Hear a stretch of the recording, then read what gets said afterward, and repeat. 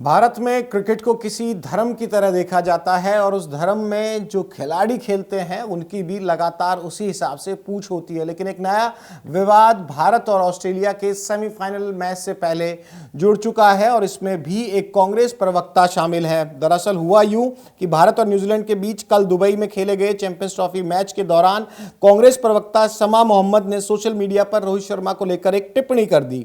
हालांकि बाद में उन्होंने अपनी पोस्ट डिलीट कर दी, लेकिन सोशल मीडिया पर उनके स्क्रीन काफी वायरल हो रहे हैं। पूरा मामला क्या है? शमा ने पहले अपने पोस्ट में लिखा, रोहित शर्मा मोटे खिलाड़ी हैं, उन्हें वजन कम करने की जरूरत है और निश्चित रूप से भारत के सबसे अप्रभावी कप्तान भी हैं। गांगुली, तेंदुलकर, द्रविड़, धोनी, कोहली, कपिल देव, शास्त्री और बाकी की तुलना में उन्हें ऐसा क्या वर्ल्ड क्लास है। वे एक औसत कप्तान होने के साथ साथ औसत खिलाड़ी भी हैं जिन्हें भारत का कप्तान बनने का सौभाग्य मिला है।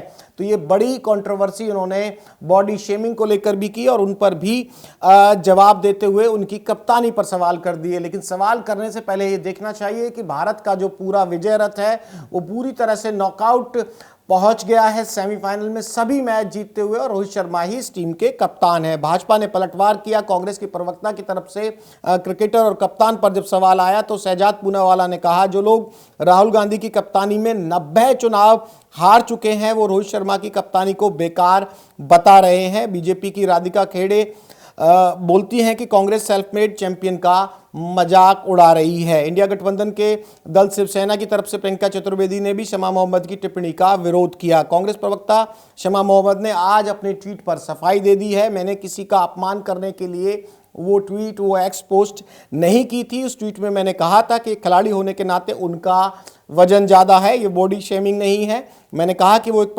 अप्रभावी कप्तान है क्योंकि उनकी तुलना पहले के कप्तानों से की जाती है। अब सफाई भी एक बार आप सुन लीजिए।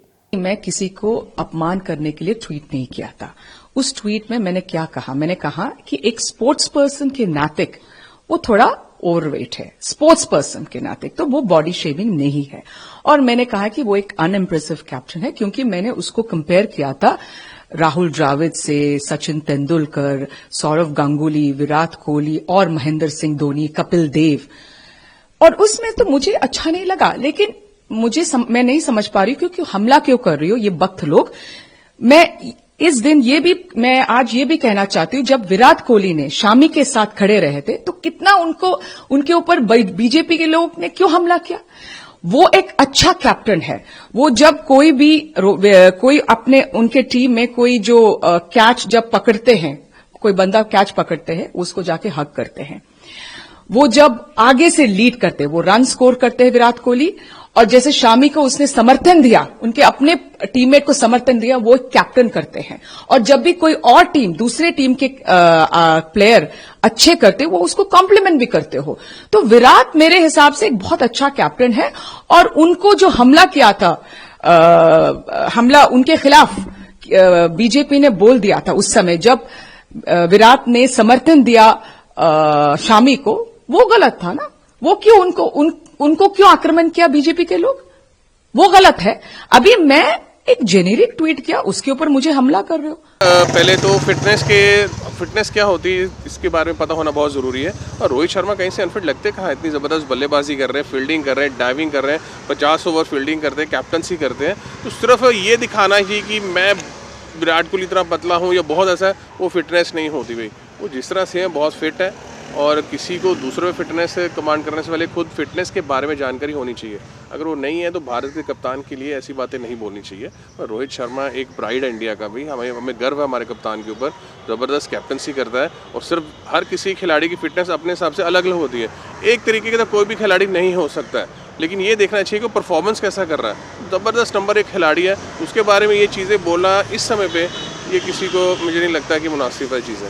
और कांग्रेस ने हमेशा खिलाड़ियों को प्रोत्साहित किया है। जब कोई आउट ऑफ फॉर्म भी रहा है या अपेक्षित परिणाम नहीं भी आए हैं, तब भी हमने खिलाड़ियों को प्रोत्साहित किया है। ये कांग्रेसी पार्टी थी जिसने खिलाड़ी को पहली बार भारत रत्न दिया। एक महान शुरुआत की महान तेंदुलकर के साथ, तो रोहित एक बहुत अच्छे डैशिंग कप्तान है। हमारे लिए जीत ला रहे हैं भारत के लिए, और इस बार भी हमें पूरी आशा है कि चैंपियन ट्रॉफी में वो हमारे लिए जीत लेकर के आएंगे। मैं अपने प्रवक्ता गणों से कहना चाहूंगा, यदि आपको थोड़ा बहुत किसी का साइज वाइज पसंद नहीं आ रहा है तो उस पर इस तरीके से कमेंट नहीं करना चाहिए, पूरे होलिस्टिक व्यू रखना चाहिए।